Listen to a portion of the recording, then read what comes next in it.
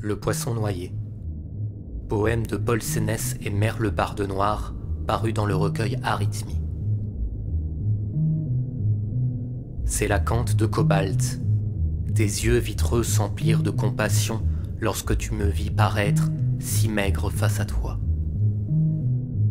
J'ai vécu des années, la tête plongée sous l'eau, avec la funeste impression d'être chez moi, en ce monde logique et droit, où nageaient des créatures qui me ressemblaient en tout point.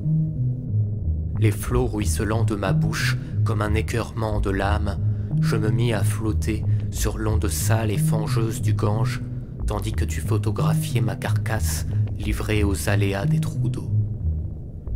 Un jour, j'ai constaté qu'au-delà de ce que nous appelions le ciel, en vérité la frontière supérieure de l'océan, se trouvait une étendue tout aussi vaste, pleine de créatures étranges, difformes et de mystères à dépecer.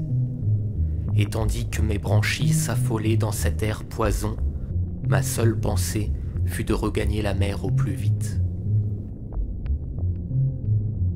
Je suis parti. J'ai erré d'un bout à l'autre de l'inconnu.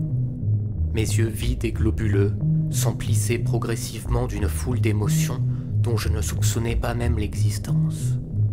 Mais qui, des pêcheurs ou de moi, remarqua en premier l'étrange mutation de cette peau écailleuse se desquamant au rythme des saisons.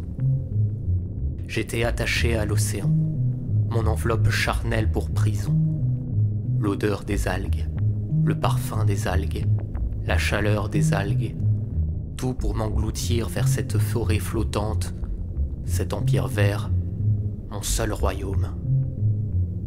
Lorsque l'évidence me frappa, je décidai, comme l'inexorable mise à mort d'un condamné, de plonger tout au fond de mon habitat d'origine et de fermer les yeux afin de continuer à vivre en esprit dans cet autre monde, le monde du dessus, qui me fascinait tant et me refusait.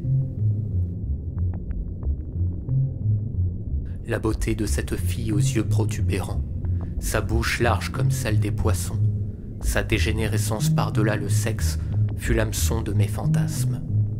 Trop tard, je me rendis compte que mes branchies étaient comme obstruées. J'étouffais dans ce monde où je ne pouvais décemment plus vivre. Je n'étais plus rien, un poisson noyé.